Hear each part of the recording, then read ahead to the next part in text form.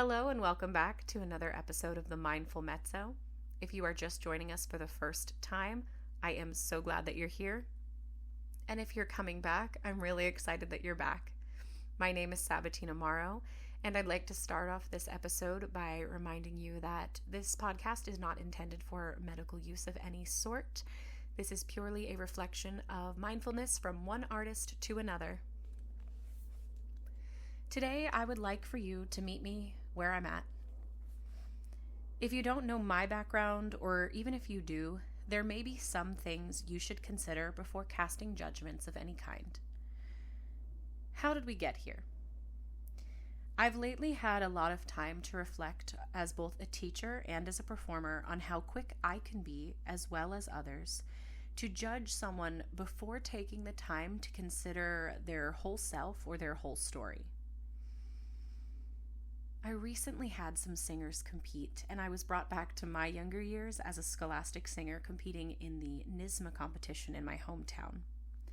As a child, you don't really realize that some people will only meet you or hear you perform once in their entire life.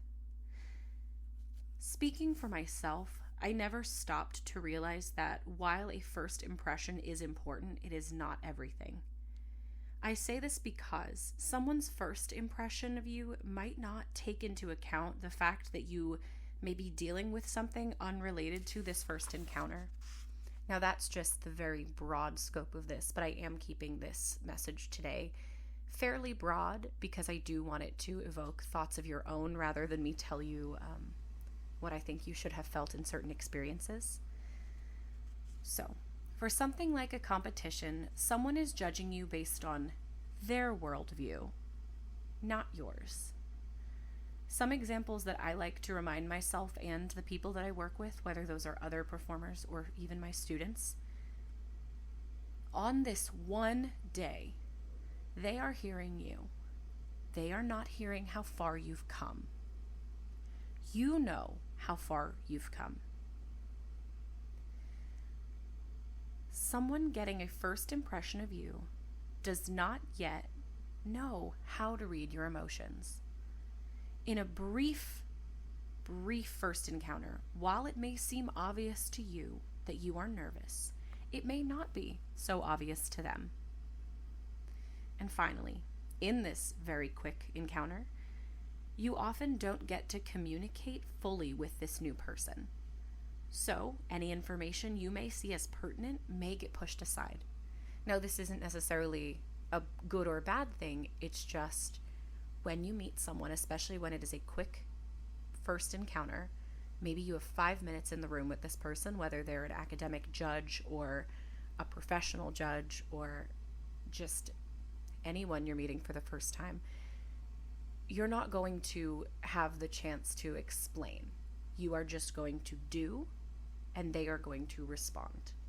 Since competitive academic singing is what brought me to this topic today, I'm going to use it as the main point of this episode.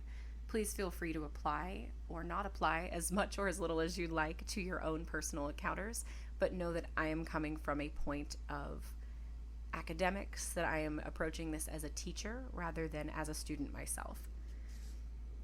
Let's take a look at some of the inner workings of what it may be like to meet someone where they're at.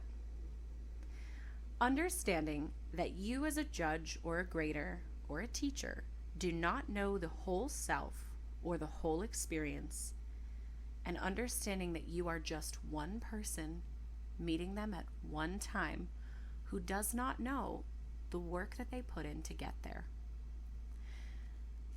Recognizing that there are emotions present in others that you may not experience or that you may not recognize, and striving to refrain from snap judgments such as they could have tried harder, they could have prepared better, or they just need to figure it out. Some theoretical examples of this, as you know by now that I love my imagery. These are, again, theoretical, based on no experience of my own, just things I've made up to kind of seal the point. A student walks into an orchestra audition, barely playing their violin above a piano dynamic. Your snap opinion as a judge, teacher, or grader may be try harder. All you need to do is use more effort and energy. What you may not know is that this musician has spent years combating crippling performance anxiety and is so proud that today, for the first time, they beat it. Just long enough to perform for you. Another example. A young singer comes into a competition and has some slip-ups in places that you feel are way too obvious to make mistakes, and you would never have missed them. Well, that singer has something going on in their personal life that's distracting them, and it's unfortunate, but they made a mistake that they have never once made before. While I recognize that these are two very quick, very broad theoretical examples, I do want you to reflect on them and use them as jumping points for the rest of this discussion. Some questions you can ask yourself regarding those examples. Have I ever judged someone like this before? Personally, I know I have. I've definitely heard someone perform, whether a student or a colleague, and I've definitely thought, well, that's not right, or they could do better. And as I got older and I got farther along in my career, I started realizing just how unfair this was to do to other people. In a scenario where I was once experiencing judgmental thoughts from others, I also learned that I needed to start meeting people wherever they are at. You may be thinking at this point, well, okay, how do I do this without outright asking someone where they are? Well, I think that's a great question. I've had to ask myself that many times, and it's very hard to say, I want to do better. I want to meet someone wherever they're at, meet them at least halfway. How do I do that without outright asking them, where are you and what do you need? Because often we don't have the time, nor is it always the most appropriate moment to do so. So, how do I work on this? I have a series of questions that I ask myself that I would encourage you to use if you find them useful. Before passing judgment on others, let me ask myself, have I considered why they may have made mistakes? Do I know everything about this person? Have I ever made the same mistakes? And how would I feel if someone was making this comment or passing this judgment about me? Overall, I do feel that it is so important for me to humbly realize that I don't know everything about someone else's self. And I need to realize this very humbly before I use my personal worldview to judge them. Whether I am a teacher, a colleague, a coach, a judge, a panelist, before I pass judgment, even if it is because I need to write a grade, or I need to hire someone, or I need to teach someone something new, or maybe I'm just sitting in the audience, before I pass that judgment, and I so brutally say something like, they could have done better, or they didn't try hard enough, have I actually stopped to think about what could possibly be going on in their life, why they may have made that mistake? Just because I wouldn't have made that mistake doesn't mean that I have a right to criticize others for making that mistake. Because while I didn't make that mistake, I may have made another mistake that they didn't. And so it's understanding the ebb and flow, that seesaw give and take of, just because I didn't do it doesn't mean I won't do it. And just because they did do it doesn't mean they did it on purpose.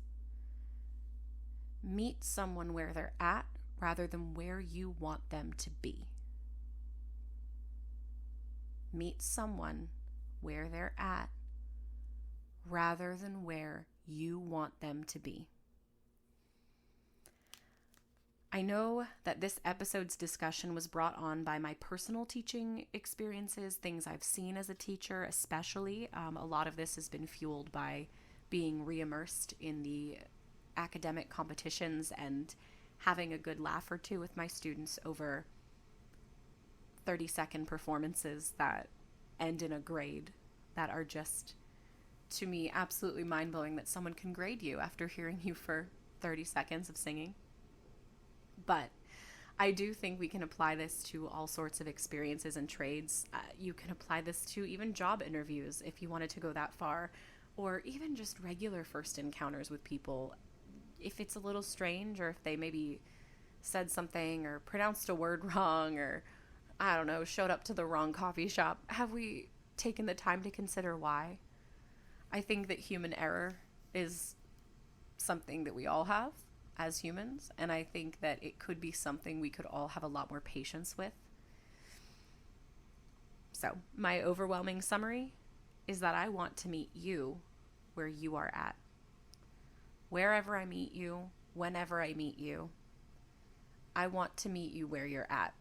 If that means that I'm hearing you for the first time in an audition, I want to at least try to take into account how far you've come. While I will never know how far you've come because I have not met you before, I'm going to assume that you've put in the work. And I'm going to take a step back from my worldview of knowing a certain amount of things and knowing a certain amount about a certain amount. I'm going to very humbly leave that at the door, and I'm going to assume that where you are at today is a culmination of all the places you've been before today, and I want to meet you there, rather than assume that today is going to be the best day of your life and the best performance and the best first impression of your life.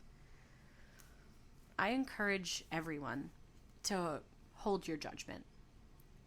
Reconsider the possible whys before creating criticism, and hold space for others to have the same space that you want.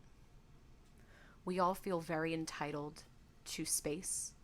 We all feel very entitled to other people's humility. When we make a mistake and we say, well, you shouldn't judge me on that, or, yeah, sure, I missed a note, but no one has a right to tell me that. Before you say that about yourself, stop and think, has someone criticized me the way that I've been criticized right now? And really think about that. Because chances are, if you've criticized someone in that same way, they're going to respond the way you're responding to your own criticism. And it doesn't feel good. It doesn't feel good to respond to criticism. It doesn't feel good to receive criticism, especially in a moment where you just want some compassion and understanding. As you go out into the world after this, please try to really see what is going on around you rather than your personal worldview. Look at what's really happening, not what you are wanting to happen. There's that idea of looking at the world through rose-colored lenses, but truthfully, sometimes I think we pick a color and we look at the world through that color, and if someone tries to tell us that the world is a little bit of a different color today, we won't believe them, or we won't understand. And sometimes we don't have the capacity to understand, and that's okay. But on the off chance that there's a slight possibility that someone else's experience is different from yours, I do encourage you to put your personal worldview aside for 2 seconds and just think, where are they coming from and where am I meeting them today? Let's learn to be okay with what makes other people their truest selves. Even if it's not what makes us our truest self, let's meet them where they're at. Find compassion, find humility, and understand that truth for someone and success for someone are going to be different colors and different flavors than they are for us. Friends, I would invite you to breathe in 5s with me. So if you don't know what that is, we're going to breathe in for 5, hold for 5, out for 5, hold for 5, and that will conclude our day together. I do want to remind you that you should not do this if you are operating any sort of heavy machinery. This is not any sort of medical device. This is purely just us breathing together. You can use this before you perform. You can use this before you go to bed. Whatever you want, as long as you are not driving. Maybe not fast walking, maybe not sprinting. But when you are relaxed and it is safe to do so, we're going to breathe in for 5 and go.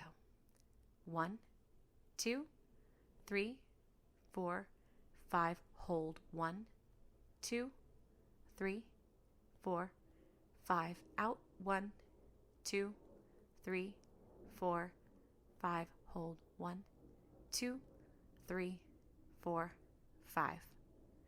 You can pause and repeat, or you are welcome to keep going on with your day as normal. But whatever you decide to do, I am so grateful that you joined me today at the Mindful Mezzo. My name is Sabatina Morrow, and I am so excited to be meeting you exactly where you're at. Bye.